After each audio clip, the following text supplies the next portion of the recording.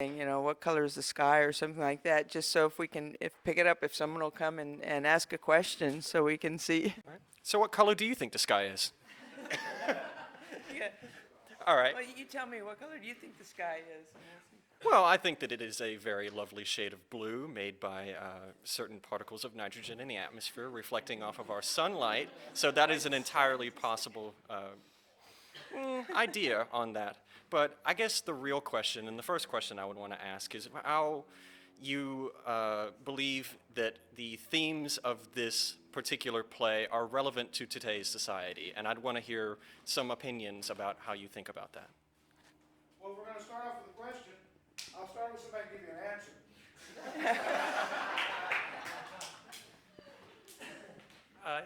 I find when I read this play the first time, I've never seen the movie, and when I read this play the first time, I had a friend that was in it in Austin, and we had another show going at the same time, so I never did even get to see that. And but when I read this the first time, when John handed it to me and asked me to read it, I was amazed at how things have not changed at all. We still departmentalize, and we still do not like those who are not like us. And whatever it is, whether it's religious, biological, whatever that urge is in us to separate and to be territorial and all that other stuff causes, God, every problem probably in the world. And this play was, yes, it was about this particular incident, but it really could have been about anything. And I think one of the reasons we wanted to do it when John first brought up the idea to me was we had done something through the library called Muslim Journeys, which was a simple grant that they got. And it was a reading list by people who were Muslim and about their experience in their life. And they weren't very flattering stories to the Muslim community necessarily. But the community, we were shocked. We weren't prepared for the vitriol that came. And they attacked the school for allowing the books to be read. They attacked the people that were responsible for getting the grant. They attacked the library. That we were somehow indoctrinating our children into this Muslim faith. And I remember at a council meeting where there was this big uproar about it, I said, even if you really believe and they are the enemy, then wouldn't you want to know what your enemy thinks and what they feel and so it was like, it just didn't make any sense to me. Just like this story doesn't make any sense to me, and yet you live it, it's real, it's very human. So I don't know if that answers your question, but it was one of the reasons I really enjoyed being in this particular production was, I don't know, it suited me quite well. So, anybody else want to have a crack at the answer? Or another question?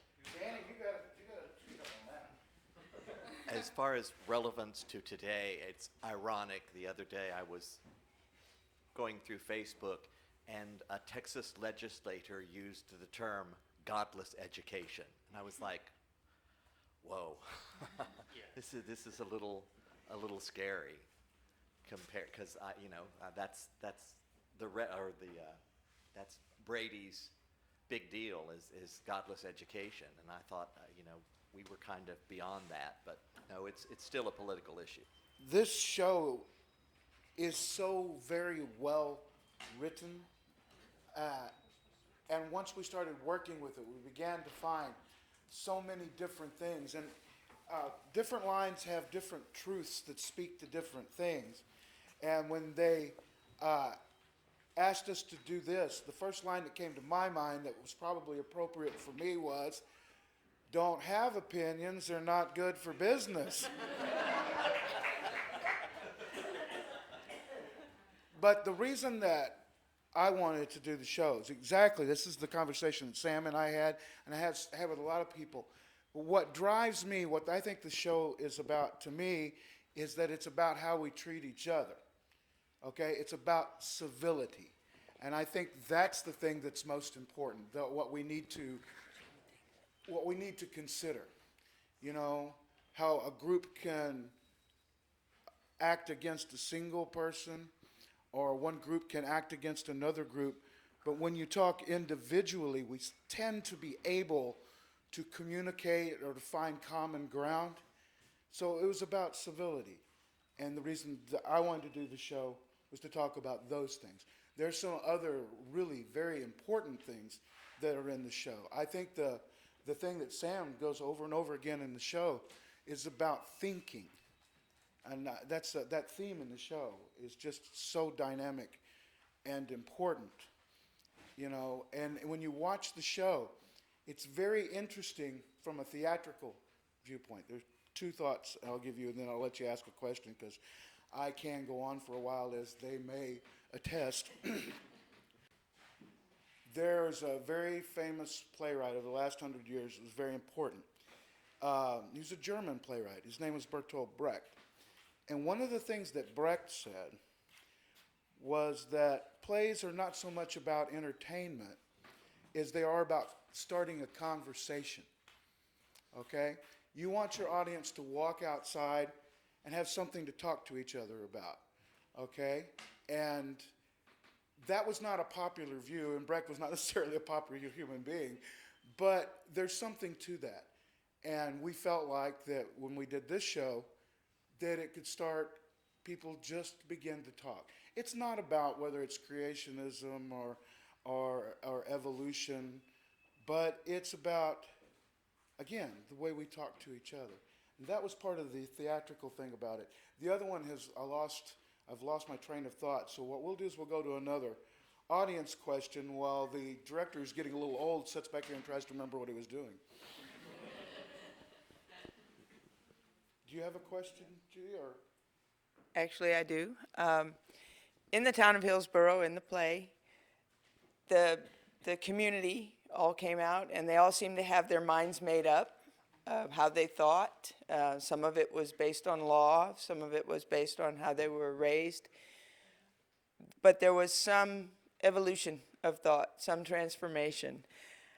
In our community, in our nation, in our world, there is often a polarization of thought. And are we able to get through to some transformation? And are we able to do that through the dialogue that Bertolt Brecht said plays create dialogue? Does that help change people's minds or open people's minds? Well, theatrically, there's a lot of different thought on that. Plays reflect society back at society, and so society generally deals with a play. You know, we don't solve problems as a whole. That's not what we do. Most art is a reflection of the time period that it's in. And as to whether or not what the minds in the play deals with in the historical context, deals with the idea that everybody's mind's already made up. All right, and so being presented evidence, does that make any difference? Okay, and is that still something that's relevant today? I think perhaps it is, you know, but there are other theatrical people under here, and here's one. What's your take on that, Steve? I think you can have some of that dialogue and that sort of thing, but what's hard for people to do is you've got to try to stick to the logic and the facts and the persuasive speaking and keep emotions out of it, because when people are running up here on emotion, their ears are closed, their minds are closed. If anything is getting in, it's going right out the other side, not touching anything on the way. And God knows I've learned from experience that's not easy, to try to keep the emotion out of it, but it's kind of like,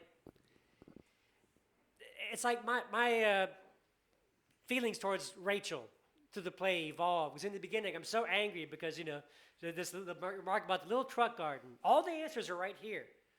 And what Sam's pointing out is you may have some of the answers, but there's a lot of questions, and why aren't you thinking about it? And she goes there at the end. She's read the Origin of Species.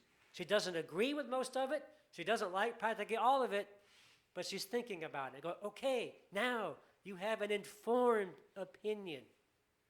now I'm more willing to listen to you. You have something to back it up besides, I feel. I mean, feelings aren't irrelevant, but okay, fine. You feel this way, I feel this way. Where's common ground? If you can explain why, I can explain why, we may find some agreement. But if it's just, no, you're wrong, I'm right, and you're something I can't say on a microphone, then there's no room for anything in there from that point on. I want to kind of stay on that idea of what plays can do.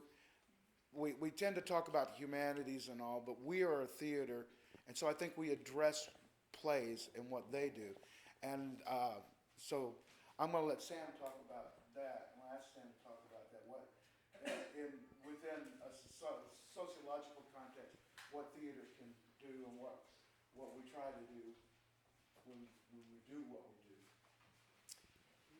I think we, yeah, I think Sorry, it's a song cue again. we try to, no matter what the show is, whether it's a comedy or a musical or something serious like this, is create a cathartic experience so that the audience goes on a journey and comes away a little bit different than they were when they walked in the door. And maybe they never looked at it this particular way before, or that way, but you come away saying, I felt something tonight, and I learned something, and maybe it didn't change my life dramatically, but it all helps us reflect in our own way on our own lives as we go through. It's all part of the process of, we learn from everything we can. I mean, that's kind of what we do as creatures. We just run around and you either learn or you just don't do anything. So theater is like that. Every piece of theater has something that you can gain from it. It might not be profound, but sometimes it is. Sometimes it's just magical, and you're not prepared for it. Are there any more questions from the audience? Sorry, we're a little bit. Hi. Thank you. I just had a leadership program where we talked about these exact things, and it's very interesting what you said is how I'm right, you're wrong. You're thinking with that part of your brain that's in fear. It's the fear part, the flight or fight syndrome. And when you stay in that thing, you don't listen, and you believe what you believe and nobody else does. But I think art takes you out of that. You can come out and say, like you were talking about the Muslim books and everything, people are mad and it's because they're afraid, and they're never going to get out of that until they start thinking and using the other parts of their brain, which I think art helps that, because you're not sitting there just going, I'm mad, this is not right, I don't believe this way. You're starting to go, oh wow, these people are making me use this other part of my brain and ask questions and think about things instead of just reacting. So I thought it was very interesting that, I was like, wow, I just went through this big workshop yesterday, and it's so true, because we are mostly driven by fear everywhere today. You turn on the news, this is going to happen, this blew up, whatever happened, and we live in that society, and it's very hard to get past that, and it wears you out. And on that, one of the first things you have to do is you've got to first be aware of the fear. You have to realize what's driving you, and then you take control of that.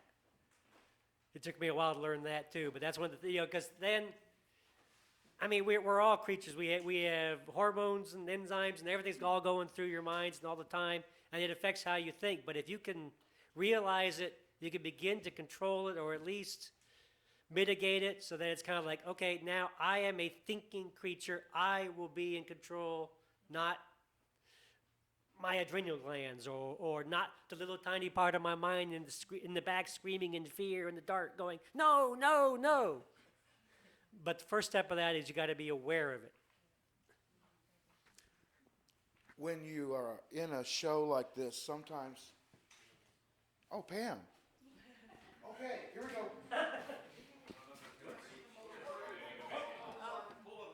We may have to move Pam. I want to stand here and defend emotion. I'm an emotional person. I can think too.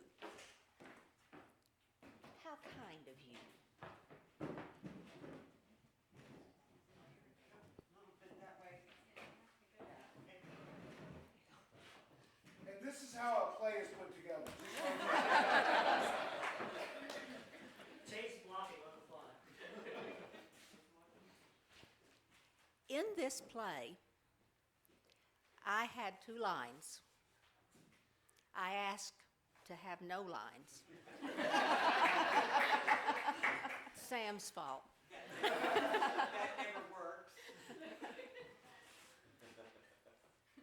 As I sat over here, I felt all of the emotions. I felt the emotions of all the people. I felt the emotions when I was backstage, too. But all of that made me think. So, for me, the emotions have to come. And I guess it's because I've been around a long time. A long time. Not as long as some people.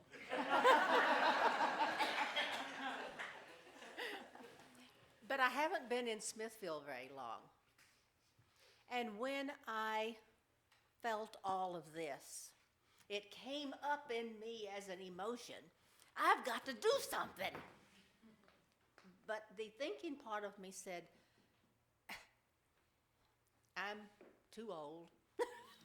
I can't go out and do all that the young can do. But I can do something right here in Smithville. And actually, that's what's important to me. I would really and truly like to be able to bring Smithville together. For all of us to learn how to emote, but at the same time think. Thank you. One of the things that we get challenged to do, and watch Danny's face real close as I do this.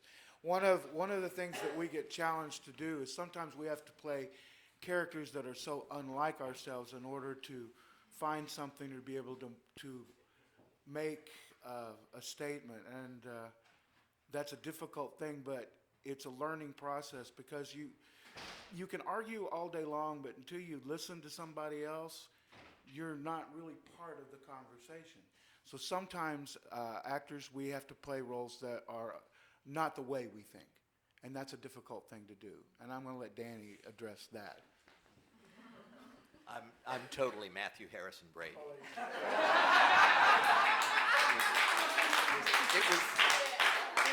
It was typecasting. No, interestingly, a friend of mine came and watched a rehearsal and at the end said to John, I can't believe the things that Danny's saying. I've shared with them, I grew up in a very religious household. My mother was the church secretary for 32 years. She later married my spiritual advisor, our minister. And I, back in the 50s, was still hearing about problems with evolution and education. And I asked our minister what he believed. And he said, and if you're a creationist, I apologize, but he said, I believe that evolution was God's plan. And it made perfect sense to me. But playing this role, I think, especially the courtroom scene, which we worked on a lot, it wasn't so much that the ideas were different as it was having your ideas challenged. And in the end, having people laugh at you because of your beliefs and your ideas. So that emotion, although it was a completely different situation than the way I think, was very common. It's something that I think we all go through, and that's, I believe, how actors do act. Is the situation may be different, but the thoughts and the emotions you draw from your own life. At least I do. And that's how, I could stand up here and be adamant about things that I don't really believe. It was just being adamant, knowing what it's like to be adamant about your own ideas. Another question. Glenn Ginder. I'm been part of the community here for maybe 5 years or a little less than that, and a part of the Arvix community. And I was really interested in several comments about starting the conversation. Yeah, that's the intent. And my question would be, how much thought goes into what the conversation should be about, and choosing the play and the theme and so on to create a specific conversation? Wow, that's kind of a tough question. I can only answer how we go about it here at the Playhouse. We approach the theater as the most important thing that we have are the people that we work with. The people sitting here on the stage are the people that we think of first, okay? And what we try to do, and we try to keep them involved, and we try to keep them doing things. And when you get to know a group of people, and any of you are welcome to come do this with us, okay? We're inviting you and threatening you all at the same time. All right.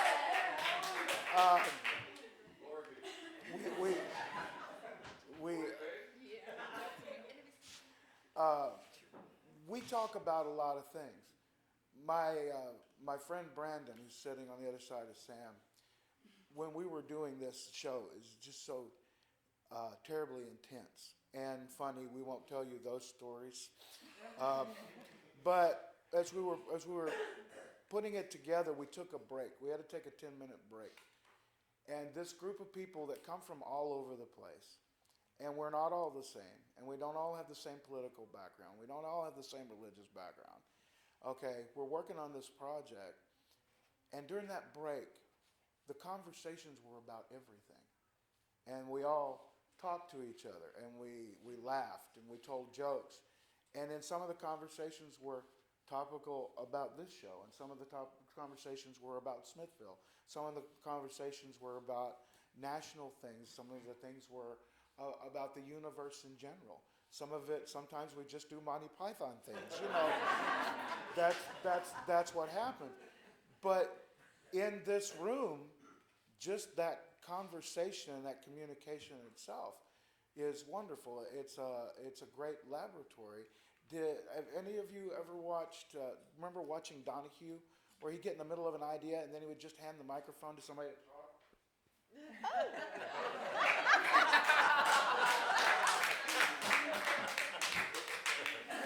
Well, coming from the actor part of it, after we were introduced to the show and he told me, well, you're going to be the wife to the prominent prosecuting attorney, I went, oh, really?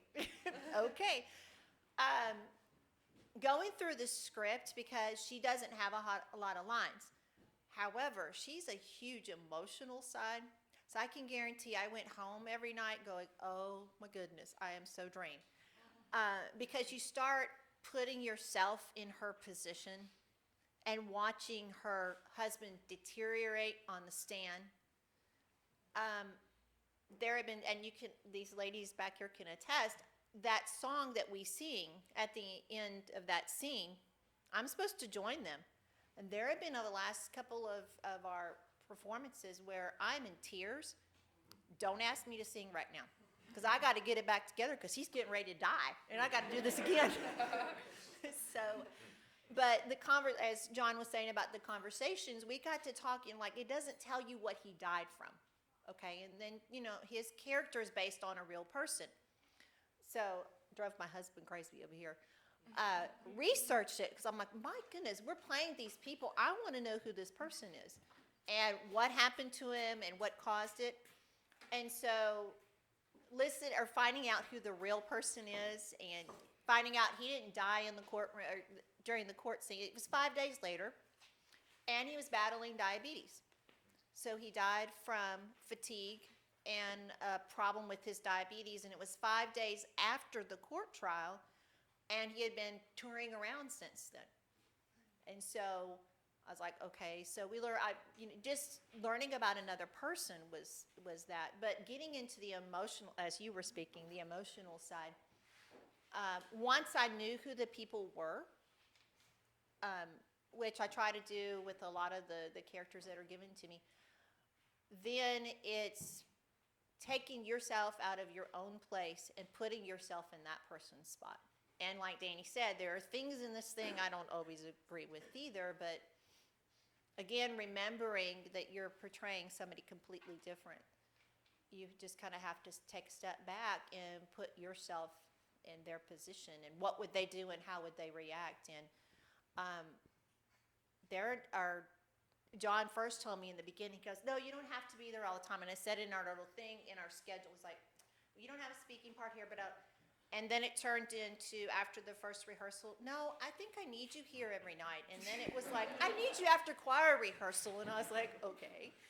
And it was that court scene that we spent a long time on, and it spurred a lot of conversations, and you have to kind of go from there and work on those emotions. And I'm happy that I was here all the time, because it helped me build more and more into that character. And I'm ready for an emotional break. Because it's been She's been going ready. to be playing a Russian villain. male in the next.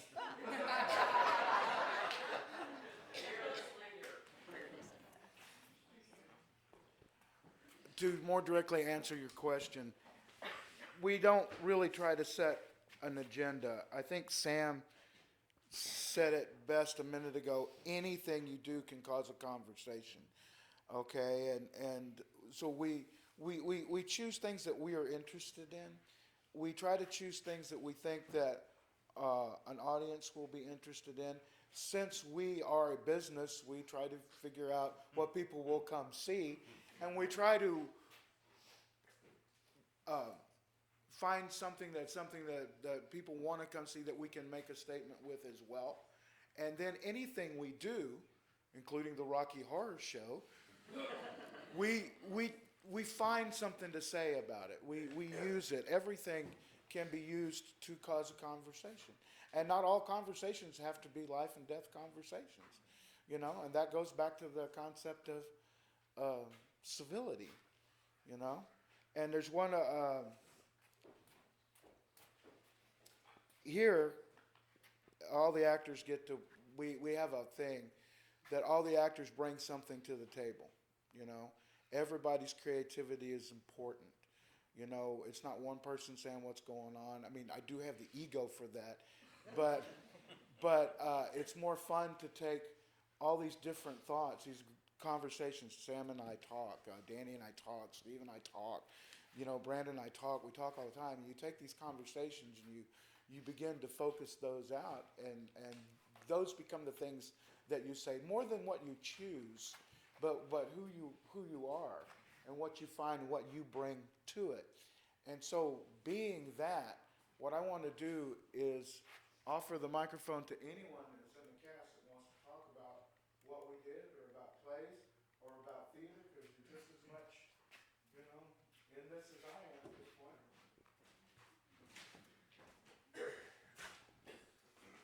So, going back to previous discussions, the challenge. I consider that a major theme here at the Playhouse, is challenging. Because I know everyone here on stage has gotten challenged during this show. John pushed us on this show alone because it is a difficult show, and he pushed a lot of us because we are not used to the roles that he gave us. Somebody he forgot to mention, Bruce, is pretty sure never played a preacher. And we had a lot of friends come up and go, that's Bruce? And on that note, it's amazing to see the transformation from every one of us on everything that we brought to the table through that transformation, because like the court scene, we rehearsed the court scene every night and that rehearsal lasted 3 hours every night. But it was through repetition that we got to where we got. And normally we were not in a good position before a show. And this show, we were golden. I noticed that on dress rehearsal night. We were golden. And on the situation of the matter versus evolution and Darwinism and emotions, emotion was hard, especially for me, because you have to be in the show in order to have emotion about the show. And sitting there next to Sam and can't say any lines is the hardest thing to do. And you have to pay attention, which is harder when you don't have any lines. And in order to play that off and have the audience notice that you are in the show without, I'm just looking up into space. Instead, you have to constantly move. I don't know. Who else has something to say?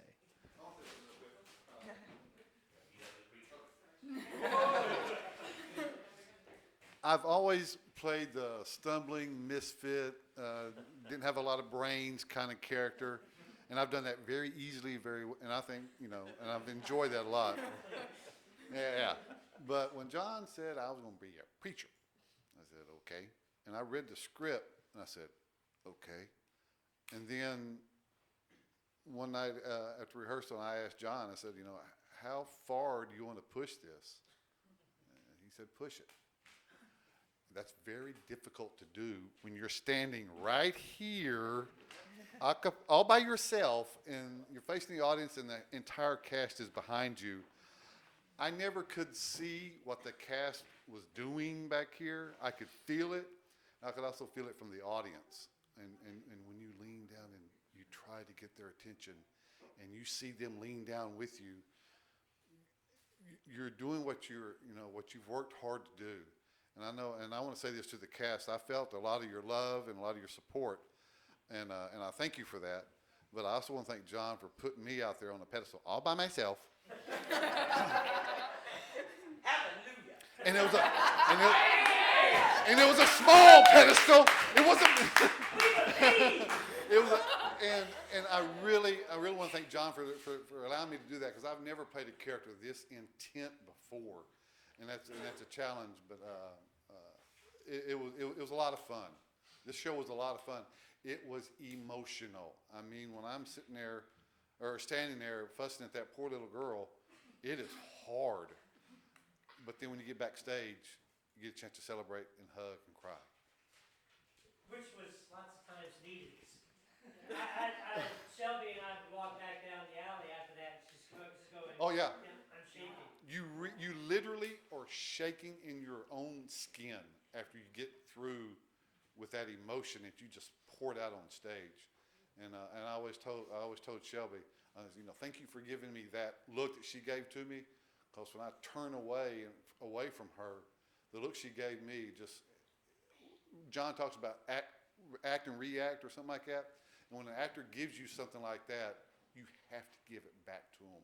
And that's what we've all learned how to do in this little bitty room. Little bitty room. This room is a neat little room, too. It's a neat little room. It still smells like barbecue upstairs. Amen to that. Okay, well, basically everything I was going to say has been covered now. But, I'm going to give you a little experience here. I'm going to do a little plug for anybody who wants to act and stuff. It was said that we were golden on our dress rehearsal. No. Monday night before the Friday night show, the Monday before the Friday night show, my wife comes home, says, John lost an actor. Do you want the part? And I could tell in her voice it wasn't really a question.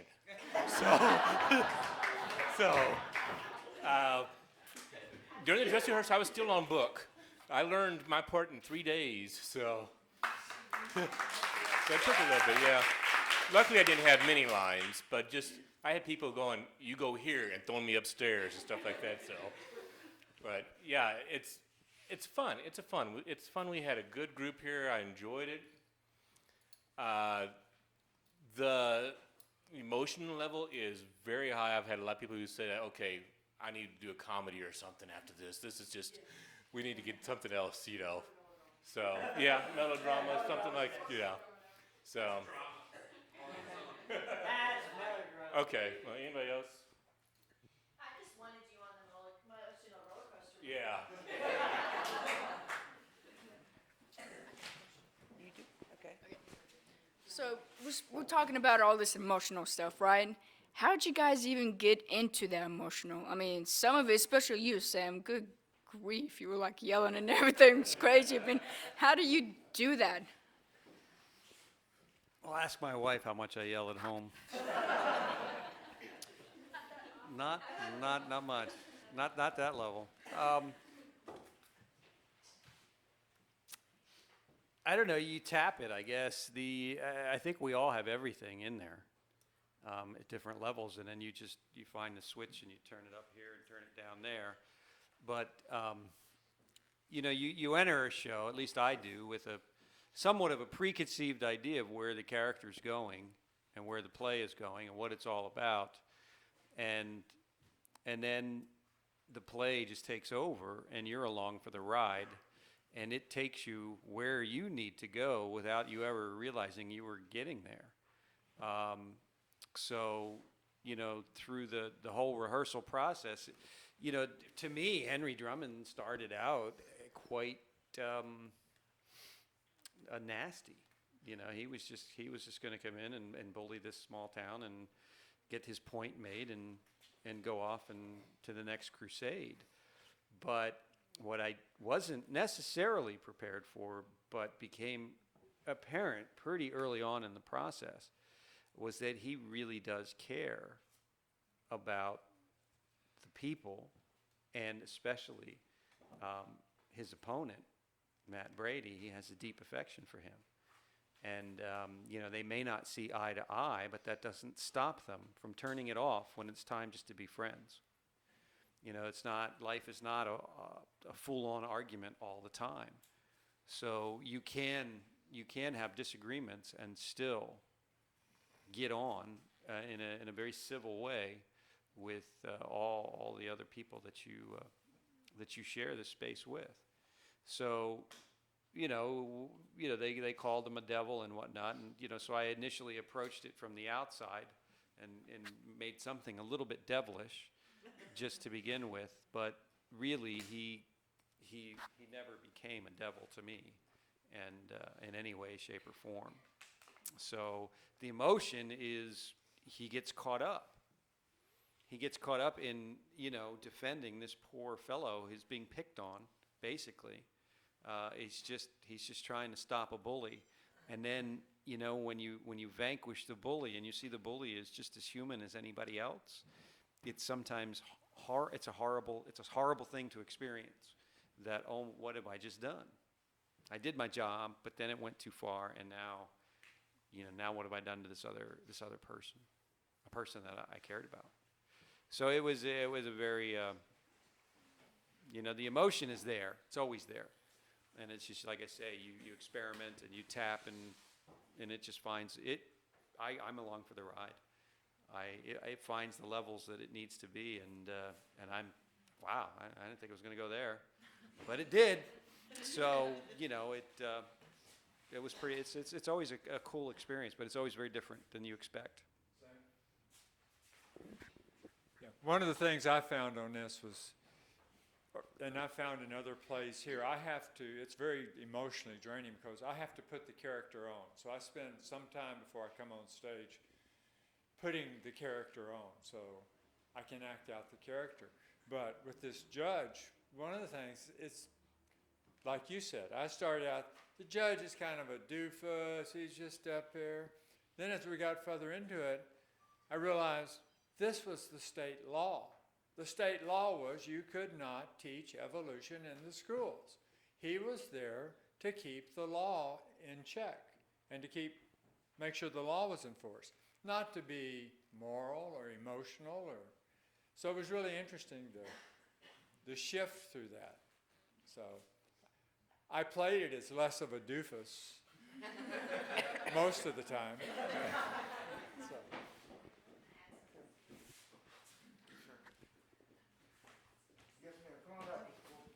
one of the things you have to understand too is we didn't start out emotional like that. And as the rehearsals went on, individual people began to see things, and then we would question John, can we do this, can we do that? Because we're starting to see that side of that character. And so as you go through each rehearsal, you see something different that comes out in your character, and then you start adding on to it, and then the emotions also will shift and they change depending on what's going on. And that feeds the rest of the cast.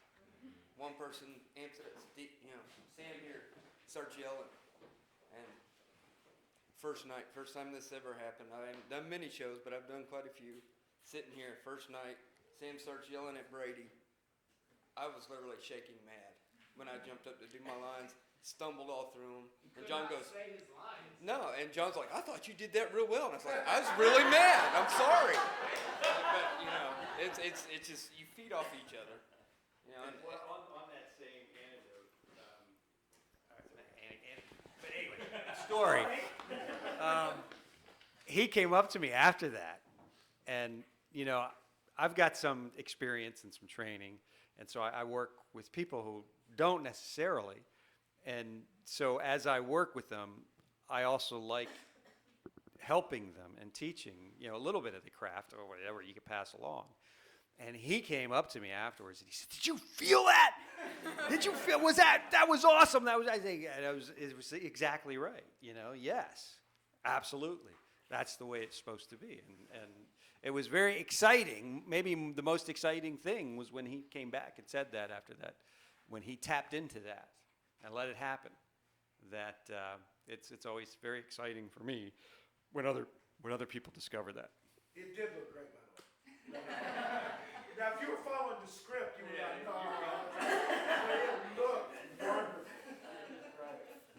Do you have a question? Okay, I just wanted to make a comment. I brought my mom and my boyfriend. We came the second night that y'all were having the play. And I hadn't been to a play since I used to go to the Cleveland Playhouse when I was growing up. And so it's been 30 years since I've been to a play, but I was encouraged to come see your play. And I was so into it, I could have been in Smithville, not Hillsborough. And it was so professional. When I left out of here, you talk about thinking, and it just really provoked thought and a lot of emotion. And my mom has got some dementia, and she's 87. And she was talking about it like the rest of the night. And it was just amazing. And she said, well, I don't know, that preacher was pretty angry, we were living in your scene. I was one of those persons like leaning there going, yeah, you're right, And I then later asked, because I hadn't met Jill's husband. I hadn't met you, Sam, but I had met Antonio 2 days before. And then I said to Jill, oh, I know which one's Sam. Yeah, Sam's going to be like his son, or his son's going to be like Sam, And so now I know why Antonio's like he is. But you guys were so in the part, and it's so real. And I want to keep coming back to your plays now and promote, because it was so thought-provoking. And I talked about it for days. I was very, very excited, because I even asked Jill, I said, man, are these guys all professional actors and actresses? No, a lot of these, I wasn't sure, but I just have to tell you, all did just a super job for someone who hadn't been in a play in 30 years. So thank you very much for that stimulation. Yeah. But did you see the same show tonight you saw the second night? I didn't come today. Oh, okay. So, yeah, but that second night, it was, One thing we guarantee is you'll never see the same show. And sometimes you're shorter than us. Yes. It's the joys of live theater.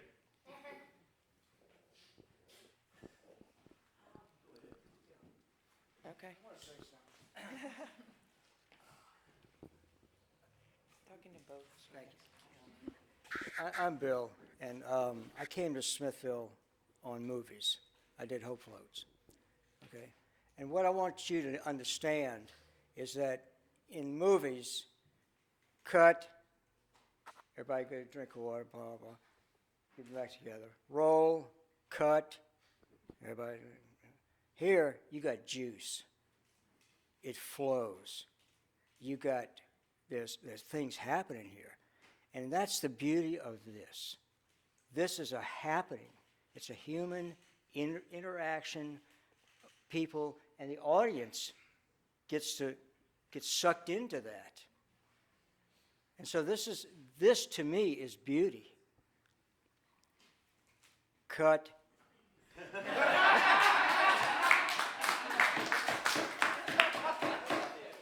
Anybody else? I'd like to get back to Glenn's question about conversations. With this play, you could look at evolution versus creationism. You could look at bullying. The whole town is picking on the teacher. You can look about freedom of thought, freedom of speech, things like that. How, if you want to use the arts, use your plays, use the humanities to create dialogue and open the conversation, how do you choose which topic you would want to select and discuss? And that goes to the audience too. If you guys are the ones that are coming up with the questions and the conversations, what drives you to come up with those conversations? I think sometimes the conversation finds you.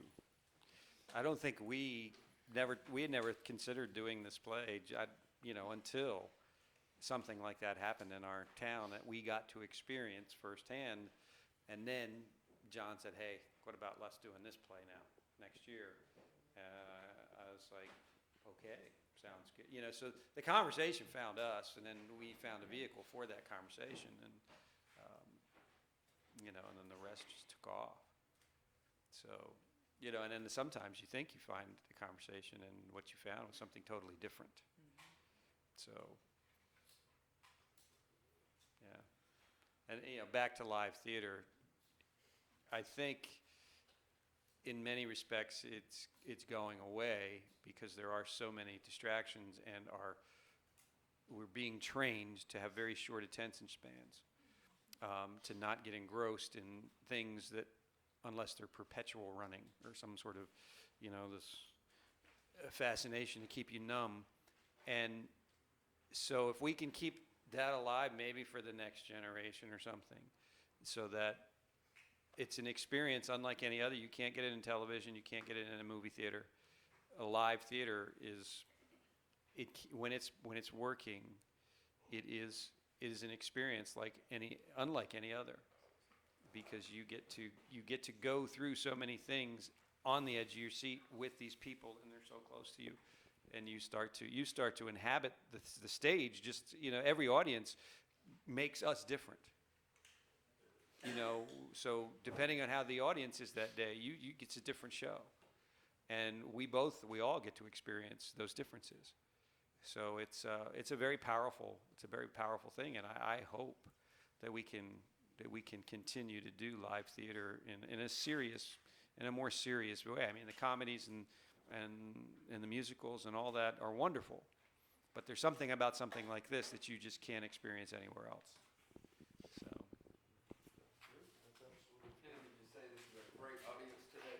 Oh, yeah. Thank you.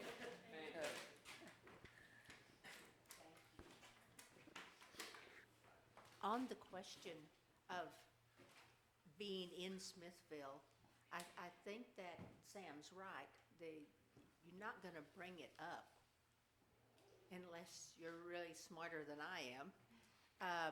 But it's going to happen. And what I think that I want to do is to remember that we're all human beings.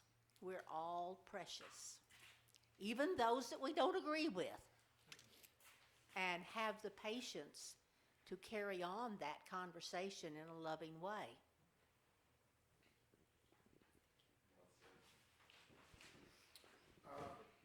Okay, I'm going to do this again. I got two thoughts. Let's see if I can get them both this time.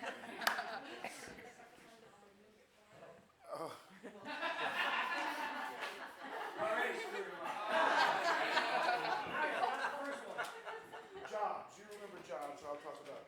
I'm going to talk about jobs, but first I'm going to talk about theater because Sam made me think, and that's what makes this work. Theater, if it's to survive, okay? And I believe it's a dying art form, and I've believed that my whole life since I started. It survives here.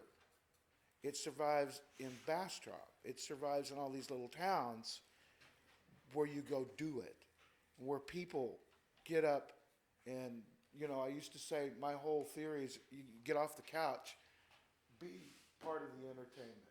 You know, and when you come to see a play, you are part of what happens at that moment. Because a play is unlike a film. That moment is spatio-temporally one. It only happens one time. That performance, that audience, that thing. A movie is stuck in time. It's always the same, unless you go see the Rocky Horror Show again. All right. So plays are fantastic in that they're singular events that you participate in. And I think that I believe what made a theater a strong thing in the United States were community theaters. The movement in the beginning of the 20s and 30s, the small community theaters, the Provincetown Players, all these places. This is where Eugene O'Neill came from. This is where the great playwrights came from. Little 50-seat theaters in little towns. People that didn't know this is what they wanted to do. That's where the art form grew. And so I think this is our little shot at it here. All right? And I think it's really neat. Now, sociologically, there's a question that has been asked. Thank you, Pam, you helped. Does this bring jobs to Smithville? Not in the theater. Okay? Oh, there's plenty of work. I mean, you know, there's no doubt about that. Can I address that question, please? Does this bring jobs to Smithville? One of my hats that I'm wearing is I'm the director of the Chamber of Commerce. And one of the things, excuse me, dear, one of the things that I will say about art as an economic development tool, many of you may know that we were recently designated a cultural district here in Smithville. I think art as an economic driver will and can draw industry and business to our town. I have an opportunity to speak with people that are interested in coming in and investing in Smithville. And what they're interested in, aside from ease of access to large metropolitan areas, a decent educated job base, they're interested in quality of life. That's where I was going, by the way. And quality of life. In the wrong spot. Quality of life is children in your community theater, and retired school teachers in your community theater, and working school teachers in your community theater, and everything in between. That is what quality of life is. It is a thriving arts scene. It is a thriving library that sponsors things like this. It's a city that cares enough to hire a grants administrator to go out and try to find ways to build sidewalks so that our kids can walk to school safely. Quality of life is what I talk to people about all the time when they call the chamber and talk about moving to Smithville, buying a house in Smithville, starting a business in Smithville. And it's so much easier to sell somebody on a town when you can say, we have music programs and theater programs and dance studios, and we have a thriving rec center, and we have things and great historians that have kept our past alive. We have all of that, and many, many investors have talked to me about why they are interested in Smithville, why they're interested in Bastrop County as a whole. So I think that I will speak now with my other hat, the Playhouse hat. I will say that a thriving community theater is one of several important factors that people look at when they are interested in expanding the job base. I think that that is something to keep in mind. That's why we're interested in arts as an economic driver. Is that a good answer? That's how community theater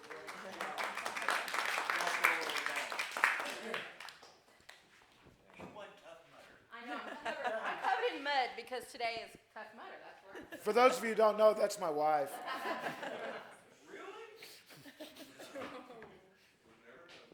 All right, one more. Come on, one more. Anybody else? All right. Oh, boy.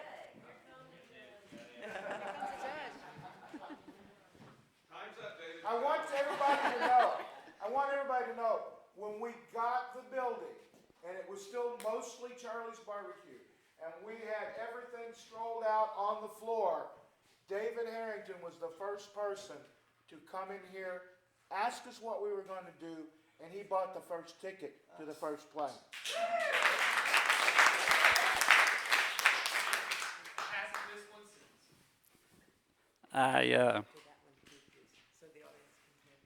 Both of them, okay.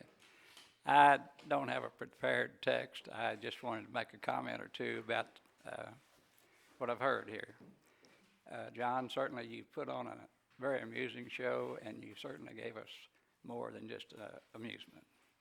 You've brought the point of thought to the people. It's the diversity of thought is very important. Question was asked, should we think about how it helps Smithville? I think we ought to think about how is it going to help future generations of Smithville, our kids.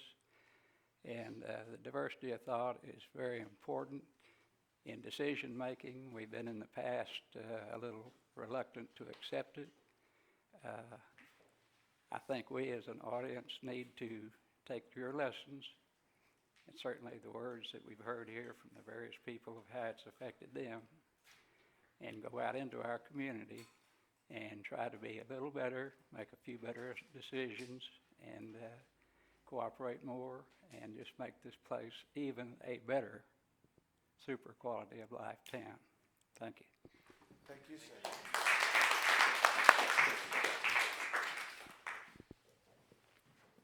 Unless somebody else has something they want to say, I am more than done, really. And why don't you? I don't have enough details.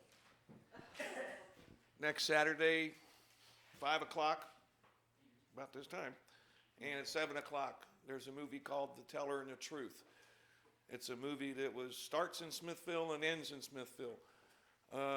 You may recognize a couple of people in it, but it's a four-year project that Andrew Schaffner's been doing, and he is, I can't say the word premiering, but he's doing a test screening here. The movie is about to go to the festivals, and he can't debut it until he goes to the festivals. So we're doing a test screening, so if anyone asks you, it's a $10 per person donation to David's Clinic. So please come, we'd love to see you. And if you want to see a movie that was filmed in Smithville, about do we really want to call her a fictional character, or?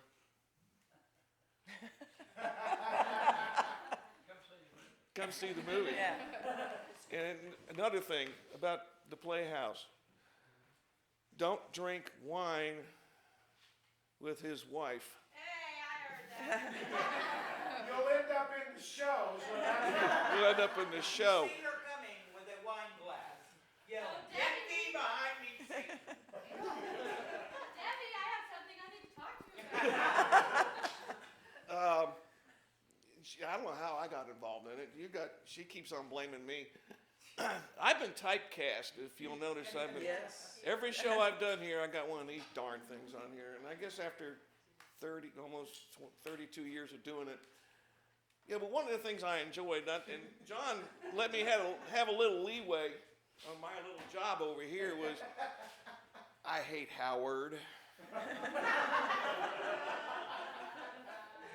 And I like to John, I said, this show is so stressful. We need some comedy in here. And my little spat with Howard and messing with that door over there, because Danny keeps turning everyone down. A little bit of comedy in it. I hope kind of even it out a little bit, because I'm sitting back here thinking Sam's going to do a lap dance because he keeps coming back farther. And I look at him and I look at Danny and I go, this is getting intense. And we've had to take some breaks. I mean, and it got really intense and a lot came across, and we hope something came across to you all. I'm done. Can we go now? Yes. Seth? I just want to give a big thank you to the Playhouse cast that stayed for this discussion. We really appreciate it. And to the and to the audience that stayed with their questions, and we really appreciate you too. Thank you all very much.